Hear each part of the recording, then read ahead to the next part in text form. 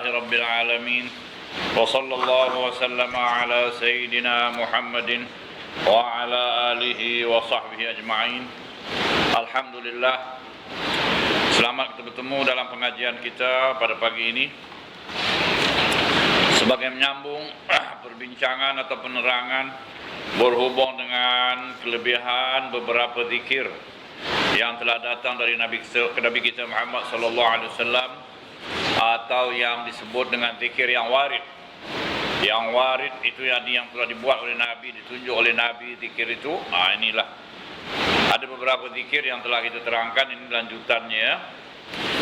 Yaitu bersabda Rasulullah sallallahu alaihi wasallam lagi, la ilaha illallah wahdahu la syarikalah, lahul mulku wa lahul hamd wa huwa ala kulli syai'in qadir. Man qalaha 10 marrat kana kaman a'taqa arba'ata anfusin min waladi Ismail alaihi salam. Artinya, la ilaha illallah wahdahu la syarikalah, lahul mulku wa lahul hamdu wa huwa ala kulli syai'in qadir. Yang maknanya tiada Tuhan melainkan Allah yang Maha Esa, tiada sekutu baginya semua kerajaan dan baginya kepujian, dan dia di atas segala sesuatu amat berkuasa. Siapa mengucapnya 10 kali, maka ganjarannya seumpama seorang yang memerdekakan 4 jiwa dari anak Ismail alaihi salam. Yakni pahalanya begitu besar, seperti memerdekakan hamba ataupun orang yang tertawan daripada anak Ismail, yakni keturunan Ismail alaihissalam, yaitu orang Quraisy. Orang Quraisy ni semulia-mulia Arab, ya, sebagaimana sabda Nabi SAW, Inna Allah astafa minal Arabi Quraisyan. Allah Ta'ala telah memilih dari bangsa Arab itu bangsa Quraisy, yaitu orang Arab daripada keturunan Ismail bin Ibrahim, yang dipuji oleh Allah Ta'ala, ya, yang diberikan kelebihan dapat menjaga Kaabah di Mekah, dan kebiasaan mereka itu disebut oleh Allah li ilafi Quraisyin ilafihim rihlatash shita'i was-sayf. Ya, itu diberi oleh Allah Ta'ala. Kemudian Nabi SAW kata, an-nasu tab'un li Quraisy, orang ramai itu mengikut Quraisy, kata Nabi SAW. Ini orang Arab Quraisy, orang Mekah, ya. Jadi anak-anak Ismail ini keturunan Quraisy lah. Jadi kalau kita dapati ada orang keturunan Quraisy itu tertawan, kita kena merdekakan lah. Ini orang mulia, ya, kita tebuslah. Jadi mungkin tak ada kesempatan kita nak buat itu, tapi kita membaca ini 10 kali, macam kita menebus 4 orang daripada keturunan orang-orang Quraisy yang tertawan atau yang jadi hamba, ya. Itu kelebihannya. Dan kita tahulah kelebihan memerdekakan seorang hamba itu besar sekali. Itu firman Allah Subhanahu wa taala, falaqtahamal aqabah wa ma adraka mal aqabah fakku raqabah aw it'amun fi yawmin dhi masghab yatiman dha maqrabah miskinan dha matrab. Ini kelebihan membuat amal kebajikan. Allah Ta'ala bertanya, falaqtahamal aqabah, tak adakah orang yang nak mendaki, membuat sesuatu yang agak payah, macam nak mendaki gunung, iqtahamal aqabah. Wa ma adraka mal aqabah, tahukah engkau apa itu aqabah itu? Yang kalau kita daki, kita naik dapat pahala besar tu. Fakku raqabah, membebaskan tengkuk. Membebaskan tengkuk maknanya membebaskan orang dari perhambaan. Banyaklah hadis-hadis, ya, yang menerangkan siapa yang memerdekakan seorang hamba, maka hamba itu menjadi tebusan dia nanti hari kiamat daripada api neraka. Kalau ditakdirkan ada dosa yang menyebabkan dia masuk neraka, kerana dia ada membebaskan hamba dalam dunia, ditebus oleh Allah Ta'ala. Engkau bebas dari neraka sekarang. Itu besar, ya, kelebihannya. Di antara sahabat Nabi, ramailah orang yang berebut-rebut memerdekakan hamba. Salah seorang daripadanya termasyhur, Sayyidina Abu Bakar As-Siddiq radhiyallahu anhu. Orang yang pertama dibebaskannya Sayyidina Bilal bin Abi Rabah. Sayyidina Bilal itu hamba, dia masuk Islam, diseksa oleh tuannya. Maka Sayyidina Abu Bakar bela dia, beli dan merdeka. Bukan beli jadi hamba dia. Kalau beli jadi hambanya pun Sayyidina Bilal redha. Dia tidak, daripada menjadi hamba musyrik, kafir, penentang Islam, lebih baik jadi hamba Sayyidina Abu Bakar. Tapi Sayyidina Abu Bakar membelinya bukan untuk jadi hamba dia, untuk dibebaskan. Kau bebas jadi orang merdeka. Itu besar dia punya pahala. Sekarang ni kita tak ada peluang lah nak membeli ni semua. Tak ada orang jual hamba kat pasar lagi, boleh kita beli. Kita merdeka kan?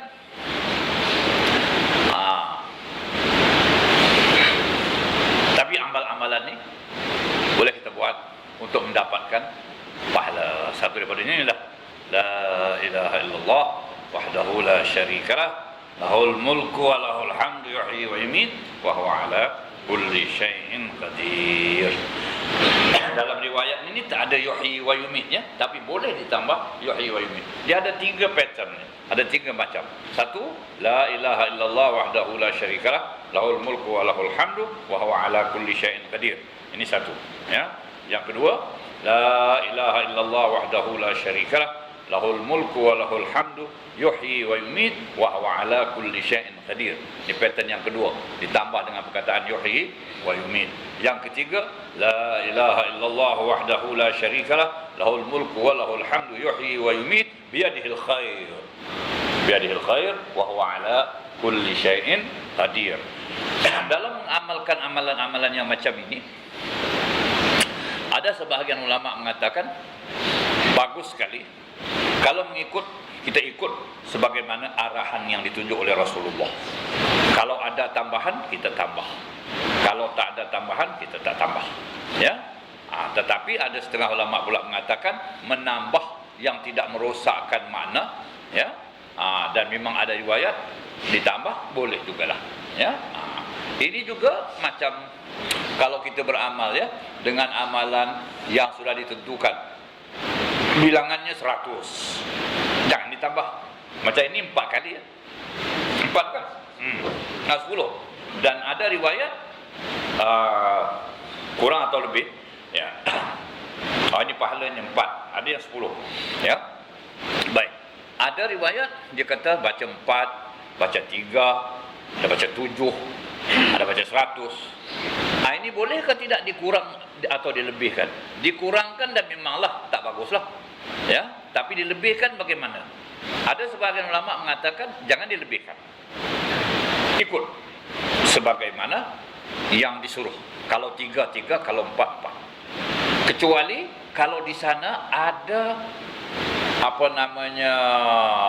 keterangan bahawa siapa buat lebih dia dapat pahala lebih. Ada hadis yang begitu. Nabi kata man istaza zadahullah.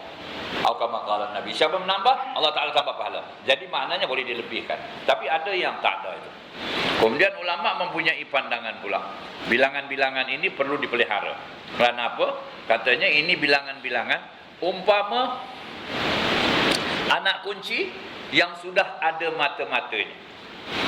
Yang macam mana kalau kita buka kena betul matanya terbuka lah. Tapi kalau kita buat kunci sebarang, kita tambah matanya atau kurangkan matanya, kita nak buka tak boleh. Jadi itu sebab bilangan tu ada dia punya khususiyah, ada dia punya kelebihan. Sama juga kalau doktor dah arahkan makan 3 biji obat ni, makan 2 biji, makan 1 biji. Apa kita makan lebih atau makan kurang? Tak dapatlah hasilnya bukan? Kalau makan lebih bahaya pula. Makan kurang tak efek pula dia tu. Itulah. Kecuali kalau ada arahan kata boleh lebih, tak apa. Ya? Sebab ada setengah orang dia kata buat apa nak kira-kira, baca saja. Betul, bagus, di satu segi bagus, tetapi menunjukkan kita kadang-kadang lalai dalam membaca tu. Kalau kita tak kira, kita main baca saja, fikiran kita memelayang, kita tak tahu berapa kita baca. Tak baguslah bukan? Zikir tu biarlah dengan kita sedar berapa yang kita baca. Kemudian kalau kita teragak-agak ini baca ni betul ke tidak, kita tambah sajalah. Itu mengikut kaedah kan. Kalau kita kata ini dah 10 ke belum? Berapa kalau belum 10? Baru 9 ke dah 10? Akhir pegang 9 sajalah. Tambah lagi 1. Itu tak ada masalah. Sabdanya lagi.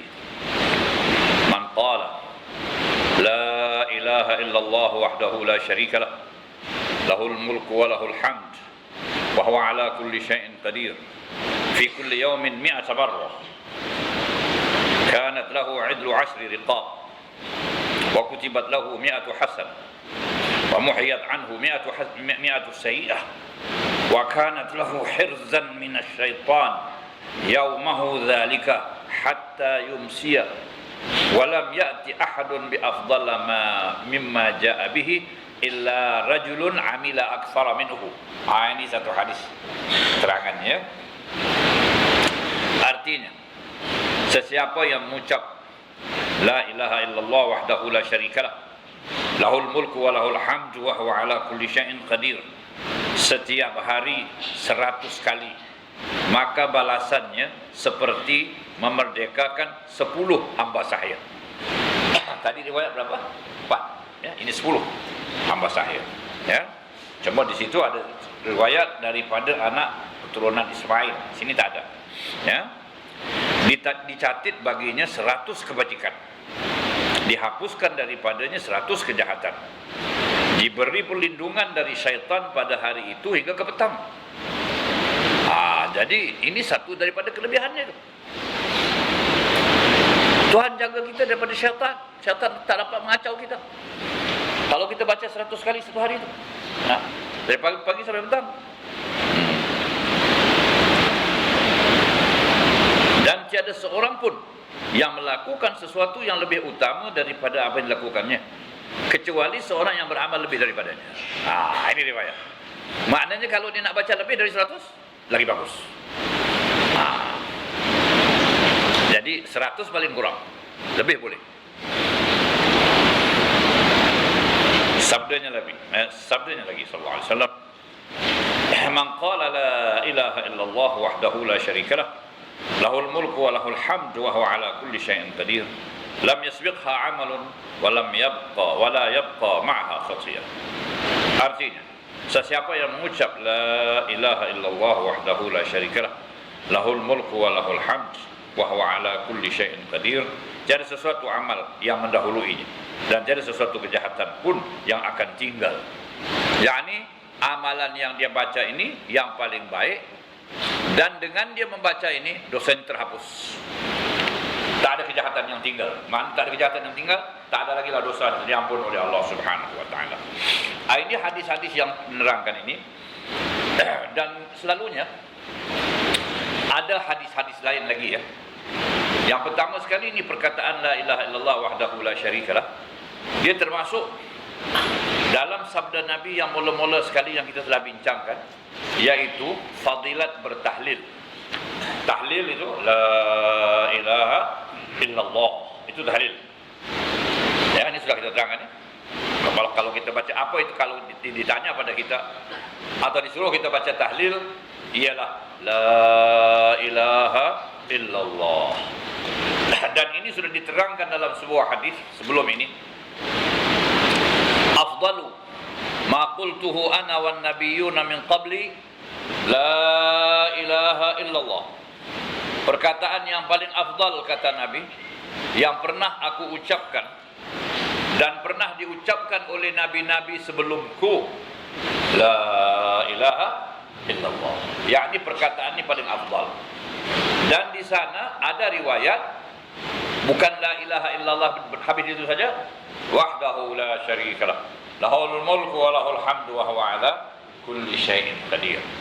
Jadi inilah kalimat tauhid namanya. Kalimah yang paling besar pengertiannya, yang disebut oleh para nabi semuanya membawa perkara inilah, ya. Ini satu. Yang kedua, la ilaha illallah wahdahu la syarikalah ini mempunyai pengertian yang dalam tauhid. Jadi bila kita membaca ini, kita hayati pengertiannya itu. Yang pertama sekali, tidak ada Tuhan melainkan Allah. Ini satu hakikat, ya, yang mana banyak di antara manusia yang tidak mengakuinya. Inilah dosa manusia yang paling besar dalam muka bumi ini, menafikan ketuhanan Allah yang Maha Esa. Inilah satu kejayaan bagi iblis dan syaitan untuk memisungkan manusia dari jalan yang benar, untuk membawa ke syurga tetapi dipisungkannya ke neraka. Ya. kerana tidak mengakui ketuhanan Allah yang Maha Esa. Dan ada yang mengakui ketuhanan Allah tetapi tidak Maha Esa. Ada yang mengatakan kita percaya Allah Tuhan. Ahli kitab percaya Allah Tuhan, tapi mereka tidak mengesahkan. Mereka menyekutukan. Mereka mensifatkan Allah Ta'ala dengan sifat-sifat yang tidak sepatutnya. Itu sebagaimana firman Allah Subhanahu Wa Ta'ala, ya, bagaimana kita menyebut kesucian Allah, Subhana Rabbika Rabbil Izzati Amma Yasifun. Maha suci Tuhan kau ya Muhammad, Tuhan yang mempunyai kemuliaan daripada apa yang mereka sifat-sifatkan. Sebab mereka menggambarkan atau mensifatkan Allah Ta'ala dengan sifat-sifat yang salah dan tidak betul, menyekutukan Allah. Dan tak kurang pula di antara mereka yang berani terhadap Allah. Ada yang mengatakan Tuhan fakir, ada yang mengatakan Tuhan bakhil. Ini semua ada dalam sejarah mereka dan tersebut dalam Quran. Bagaimana mereka telah mengeluarkan perkataan yang biadab terhadap Allah Subhanahu wa Ta'ala. Jadi ini yang diingatkan kepada kita tentang tauhid kita kepada Allah. Jadi yang pertama, tidak ada Tuhan melainkan Allah. Ini kita akui. Kemudian kita punya pengakuan wahdahu. Itu dia. La syarikalah. Tidak ada sekutu baginya. Tapi kalau ada orang mengatakan kami percaya pada Allah, bagaimana kamu percaya? Kalau kamu sembah ini yang lain dari Allah, oh ini cuma sampaikan saja permintaan kita. Kita tahu ada Tuhan Allah. Ada lagi Tuhan yang Maha Kuasa, the super power. Siapa dia? Disekutukan, disamakan dengan makhluk. Tak betul. Oleh sebab itu, wahdahu la syarikalah. Tidak ada sekutu baginya. Kemudian setelah itu kita ingat lahul mulk. Kekuasaan semuanya bagi dia. Bagi dia. Tak ada yang siapa lebih berkuasa dari Allah Subhanahu wa Ta'ala. Bagaimana keyakinan kita? Apakah dalam benak kita mesti ada lagi kita percaya ada yang lebih berkuasa dari Allah? Kalau begitulah pikiran kita, kita lupa pada Allah, kita mandang pada makhluk, oh ini berkuasa, ini begitu, ini begini, tak cukup tauhid kita. Tak cukup keimanan kita. Tak betul, sebab lahul mulk. Dan kerajaan semua kerajaan Allah. Kalau saudara baca Quran, banyak ayat yang saudara akan jumpa. Walillahi mulkus samawati wal ardh. Ini patutnya kita bila membaca ini kita menghayati dan memerhati. Walillahi mulkus samawati wal ardh. Kerajaan langit dan bumi ini kepunyaan Allah. Kepunyaan Allah. Bukan kepunyaan manusia. Manusia lemah. Walau kita tengok dalam dunia ini macam-macam perbuatan manusia, ini Allah hanya membiarkan mereka. Famahilil kafirina amhilhum ruwaida, kata Allah. Biarkanlah orang kafir itu. Aku biarkan mereka untuk sementara waktu, nanti aku bertindak terhadap mereka. Dan banyak juga kita nampak dalam dunia sekarang ni tindakan Allah, tapi dengan cara manusia itu sendiri melakukan. Tapi itu semua datang daripada Allah Subhanahu wa Ta'ala. Kalau kita memang tahu tak ada siapa yang boleh menggerakkan satu benda kalau tidak dengan izin Allah Subhanahu wa Ta'ala. Kita yakin atau tidak ini? Tidak ada. Tidak ada satu pun yang boleh menggerakkan sesuatu kalau tidak dengan izin Allah Subhanahu wa Ta'ala. Baik dan buruknya datang daripada Allah. Itu keyakinan kita. Itu keyakinan kita. Tapi orang kafir punya keyakinan lain. Kita yakin semua datang dari Allah. Apa yang Allah Ta'ala mau pasti berlaku. Apa yang Tuhan tak mau tak mungkin berlaku. Itulah mulk, baginya kerajaan. Dan banyak dalam Quran. Walillahi mulkus samawati wal ardh. Lillahi mulkus samawati wal ardh. Kepunyaan Allah kerajaan langit dan bumi. Ya. Tetapi Allah Ta'ala membiarkan musuhnya untuk hidup, membiarkan musuhnya untuk bermerajalela sampai hari kiamat. Siapa musuh dia? Iblis. Dan iblis ni penolongnya siapa? Anak cucunya dan kuncu-kuncunya daripada bangsa jin dan bangsa manusia. Minal jinnati wan nas. Bapak ni mesti ada lagi yang begitu berani terhadap Allah. Tapi Allah membiarkan. Sementara saja dunia ini, sekejap. Segala gerakan jahat manusia dalam dunia ini puncanya adalah iblis alaihi. Nauzubillahi min dzalik. Ya, puncanya adalah iblis. Syaitan.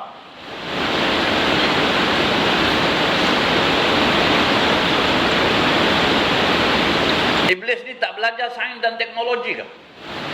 Ya. Manusia saja yang belajar kan? Agaknya belajar juga dia orang. Ya. Pandai-pandai mereka ini untuk menjahannamkan dunia ini. Banyak manusia ni. Ya. Kuncu-kuncu. Kalau tak dari bangsa jin, dari bangsa manusia. Ya. Dajjal-dajjal yang Tuhan janjikan, Nabi janjikan 30 dajjal akan keluar. Yang akhir nanti dajjal yang boleh menyesatkan umat Islam ini. Yang nampaknya betul-betul menolong Islam, padahal hakikatnya dia menentang Islam. Itu dajjal akan dijanjikan, telah dijanjikan.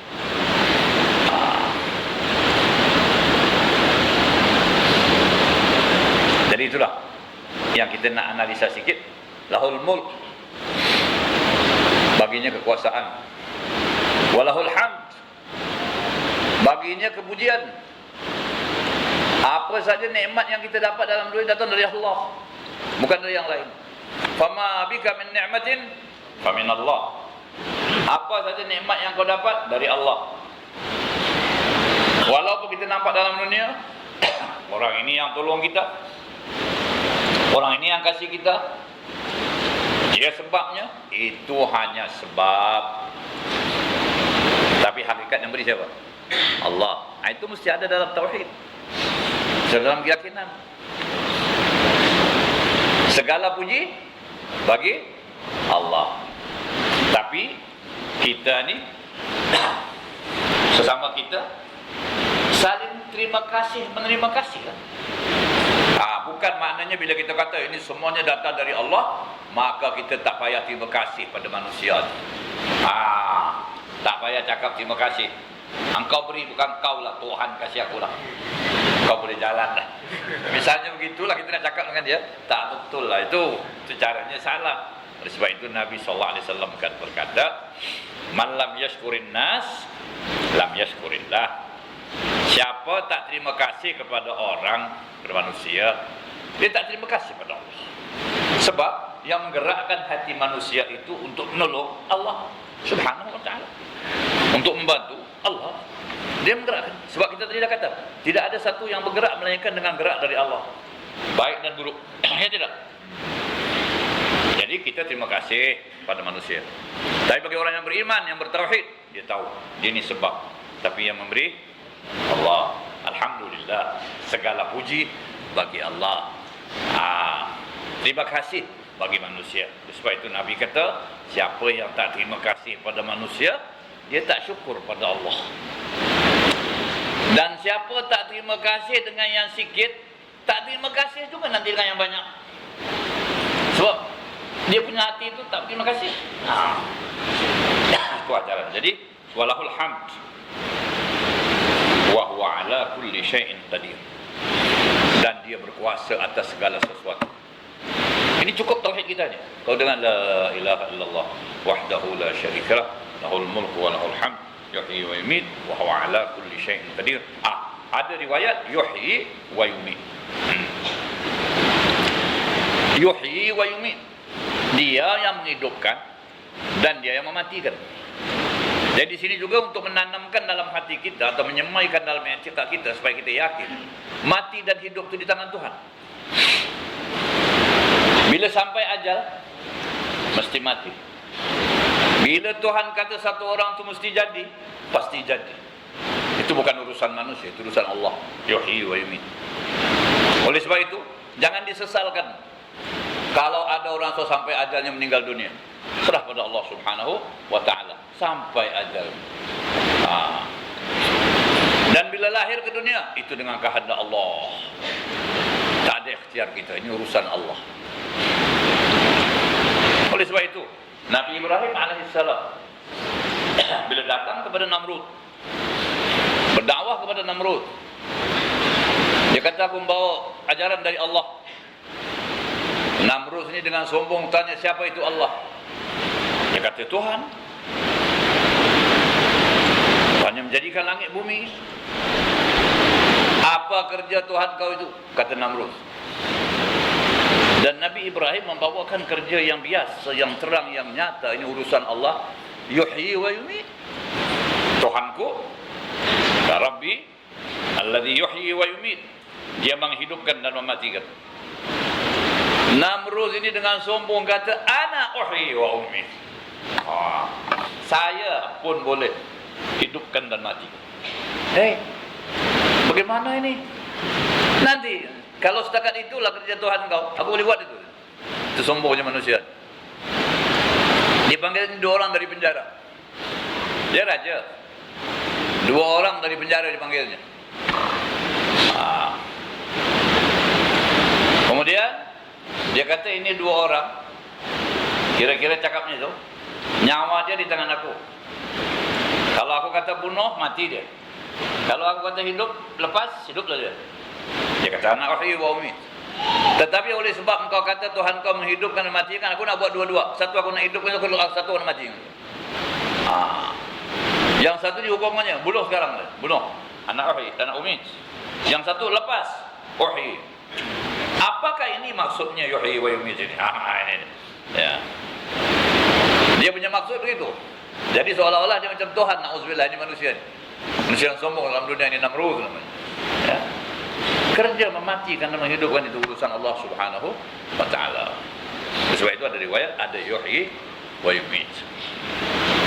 Sebab itu Allah Subhanahu wa taala menyuruh manusia, makhluk, bergantung kepadanya. Wa tawakkal 'alal hayy alladhi la yamut. Bertawakkallah engkau kepada Allah, Tuhan yang tidak mati-mati.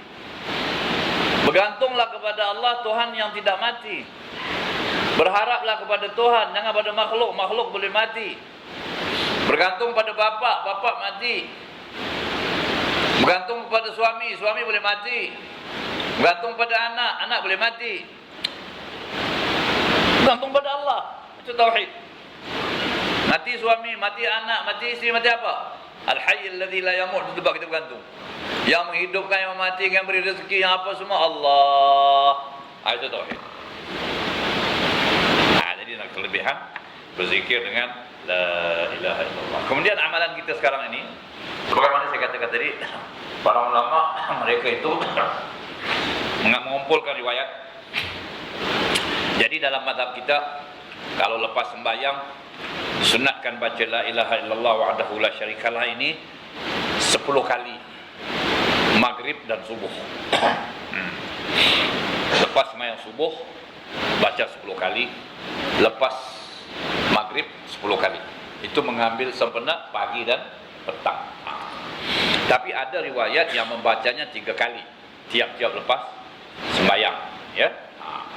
Dan ada pula yang membacanya 10 kali lepas asar. Tapi yang utama, yang banyak saya tengok ulama-ulama mengatakan itulah 10 selepas subuh, 10 lepas maghrib. Yang lain tu dibuat wirid lain, zikir lainnya. Ataupun kalau dibaca 3 kali saja. Yang baca maghrib dan subuh ini sebaik-baiknya setelah kita memberi salam, Assalamualaikum warahmatullahi, Assalamualaikum warahmatullahi, janganlah kita ubah cara duduk kita dulu. Tetaplah dengan duduk itu. Boleh kita baca dulu Astaghfirullah 3 kali. Astaghfirullahaladzim la ilaha illallah al-hayyul qayyum wa atubu ilaih 3 kali. Kemudian baca la ilaha illallah wahdahu la syarikalah lahul mulku wa lahul hamd wa huwa ala kulli syai'in qadir yuhyi wa yumiitu wa ala kulli syai'in qadir 10 kali. Lepas itu barulah kalau kita nak ubah tempat duduk kita nak duduk bersila ke atau nak berkisar ke apa, kita berkisarlah. Itu lepas subuh dan lepas maghrib.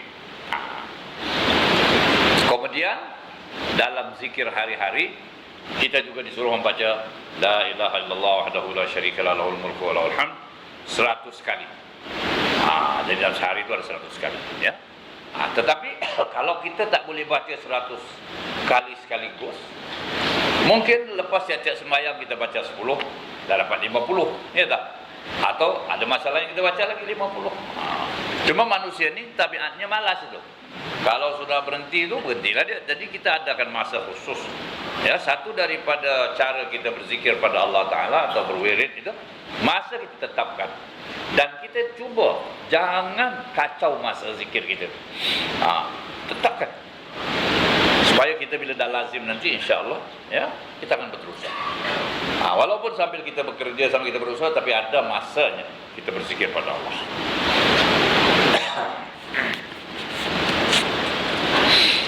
Kelebihan zikir-zikir yang lain. Jadi kita dah bincangkan tadi kelebihan la ilaha illallah wahdahu la syarikalah lahul mulku wa lahul hamd wa huwa ala kulli syai'in qadir.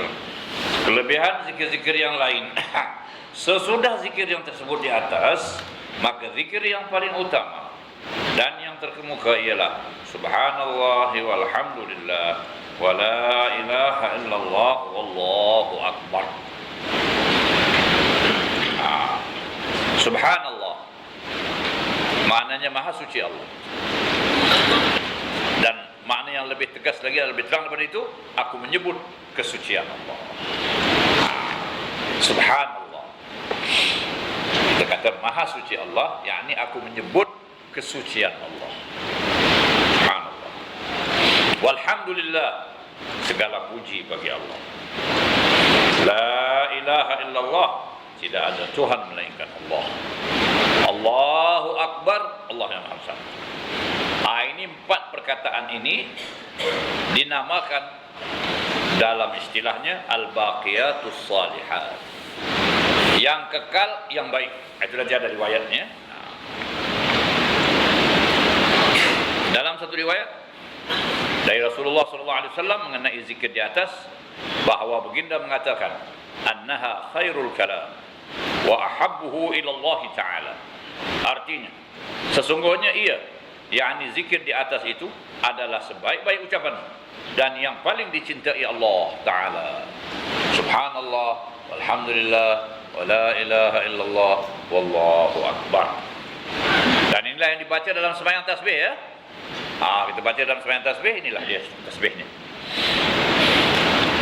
Sabda Rasulullah SAW lagi, la an aqula subhanallah walhamdulillah wa la ilaha illallah wallahu akbar ahabbu ilayya mimma tala'at alaihi syams. Artinya, kiranya mengucap, kiranya aku mengucap, kata aku tu tinggal, kiranya aku mengucap subhanallah walhamdulillah wa la ilaha illallah wallahu akbar adalah lebih aku cintai daripada segala apa yang dipancar oleh matahari, yakni dari segala mata benda dunia yang dikejar manusia. Itu penterjemah, maksudnya betul itu. Maknanya, kalau aku dapat mengucapkan bacaan ini, lebih aku sukai daripada kalau aku dapat sesuatu dari harta benda dunia ini. Tetapi kalau ucapan ini terlepas dari aku, maknanya tak aku baca satu hari itu ucapan ini, aku rasa rugi. Kerana ini kelebihannya besar. Oleh sebab itu, saudara sekalian, kita seberapa bolehlah, ya, kita mengatur masa zikir kita yang saya katakan tadi, walaupun kita ada kerja dunia, ya. Jangan kita korbankan zikir ini, atau kita biarkan zikir, kerana zikir ini besar peranannya dalam hidup kita. Aturlah masa untuk kita berzikir, sekurang-kurangnya lepas sembahyang itu. Kalau ada masa lebih lagi, bagi orang yang tak ada kerja, ada pinjam, aturlah masa. Atau orang yang kerja bebas, ataupun sambil kita berjalan tu, kita jangan lupa berzikir. Jangan lupa berzikir dalam kerja kita, dalam masa kita, dalam masa kita berusaha. Kerana kelebihan zikir ini sangat besar. Itu sebab Nabi SAW kata, kalau aku tak dapat mata benda dunia pun tak apalah, jangan terlepas zikir. Tapi kalau dapat harta benda dunia banyak, zikir tak ada, rugi. Kalau zikir tak ada, rugi. Apalagi kalau sembahyangnya tak ada. Wajibnya pun tak ada. Ditanya semayang tidak, apa cari nafkah, kata dia. Saya kerja nak cari rezeki untuk anak isteri. Habis kau tak menyembah pada yang memberi rezeki. Macam mana? Yang memberi kau rezeki itulah yang kau sembah, Allah Subhanahu Wa Taala. Ini kau tak sembah dia. Dia kasih juga kau, tapi tak sama lah dengan kalau kau menyembah dia dengan kau tak sembah dia. Oleh sebab itu Allah Subhanahu Wa Taala mengatakan dalam Quran, Ya ayyuhalladzina amanu la tulhikum amwalukum wala auladukum an dzikrillah. Wa man yaf'al dzalika fa ulaika humul khasirun. Wa anfiqu mimma razaqnakum min qabli an ya'tiya ahadakumul maut fa yaqula rabbi laula akhartani ila ajalin qarib fa asaddaqa wa akum minas salihin wa lan yu'akhkhira Allahu nafsan idza jaa ajaluha wallahu khabirum bima ta'malun. Ya ayyuhalladzina amanu, hai sekalian orang yang beriman, janganlah kamu dilalaikan, la tulhikum, jangan kamu dilalaikan oleh harta kamu dan anak-anak kamu dari mengingati Allah. Dengan perkataan lain, janganlah sebab kamu nak mencari harta untuk makan minum kamu dalam dunia ini, atau untuk anak-anak kamu, atau untuk menjaga anak kamu dan sebagainya, kamu tak sempat nak zikir pada Allah. Apalagi kalau zikir yang wajib, semayang lima waktu, lupa pada Allah. Maknanya lebih mementingkan kehidupan dunia, harta dan anak pinak, lupa kepada diri sendiri yang perlu diselamatkan di akhirat. Dan siapa yang berbuat begitu, fa ulaika humul khasirun. Orang yang berbuat begitu orang yang rugi sajalah, kata Allah. Sebab ini harta dan anak tak dapat menolong kita di akhirat bila kita sudah tercebur dalam dosa. La yanfa'u malun wala banun. Yauma la yanfa'u malun wala banun. Hari yang tak ada guna anak-anak dan harta dah tak ada guna. Jadi kita jangan dilekor. Jadi kita tak mau ada alasan. Oh, pasal saya cari rezeki siang dan malam, sembahyang tak sempat. Wah, ini rugi besar, ini modal habis. Kalau itu dia buat pun, kalau kita kata ini ada zikir-zikir, macam saya ini manalah boleh zikir. Ini pun rugi juga. Rugi juga. Atau pasal saya jaga anak-anak saya, susah nak sembahyang, ini habis. Atau susah nak zikir, habis. Rugi. Sebab Allah Ta'ala kata, Udhkurullaha dzikran katsira. Berzikirlah kamu kepada Allah dengan sebanyak-banyaknya. Tetapi kalau tak banyak pun tak apa, tapi sentiasa kekal. Sebab dalam hadis mengatakan, sesuatu yang disukai oleh Allah sentiasa dibuat walau sedikit. Jadi sekurang-kurangnya lepas sembahyang tu ada zikir, ada Quran, ada wirid. Kita kena mengaturlah hidup kita. Biasanya yang kita ni selalu tergendala, kita tak mengatur. Ya, ada masa kita free, kita buat banyak-banyak. Lepas itu sebulan tak buat. Lepas 3-4 bulan buat lagi. Ini tak teratur. Biar sikit-sikit tapi hari-hari terus. Itulah yang kita dah aturkan dalam panduan doa dan zikir ya, yang diterbitkan oleh Masjid Maidin ini kan, itu ada buku wirid dan itu panduan itu sehari semalam. Jadi buatlah mana yang mudah daripada itu untuk zikir kita. Dalam suatu riwayat lain, Nabi SAW telah bercerita, katanya, laqitu Ibrahim alaihissalam lailata usriya bi faqala ya Muhammad iqra' ala ummatika salam. Ada riwayat aqri' ala ummatika salam, aqri' ya, wa akhbirhum anna al-jannata tayyibatu turbah 'adbatul ma' wa annaha qi'an wa anna rirasaha subhanallah walhamdulillah wa la ilaha illallah wallahu akbar. Artinya, pada malam aku diisrakan, yakni naik ke langit, aku telah bertemu dengan Nabi Ibrahim alaihissalam, ya, Nabi Muhammad bertemu dengan Nabi Ibrahim di langit yang ketujuh dalam perjalanan naik itu. Lalu beliau berujar, wahai Muhammad, ini masa nak balik. Riwayatnya masa Nabi nak turun, ya. Wahai Muhammad, sampaikan salamku kepada umatmu dan beritahu mereka bahawasanya surga itu subur tanahnya, tawar airnya. Memang air itu tawar, ya. Orang Arab kata ma'ad, orang Melayu kata tawar, ya. Maknanya di situ sedap, airnya sedap, ya. Sebab kadang-kadang kalau kita kata perkara itu tawar, orang Melayu kata tawar tu tak sedap lah. Yang manis tu yang sedap, ya tak? Atau yang ada kicknya tu sedap. Ya. Ini tawar saja ni, hambar. Tapi maksud tawar itu sedap. Azbul ma. Itu maksud sedap air surga. Kalau dah air dunia ini sedap, apalagi air surga.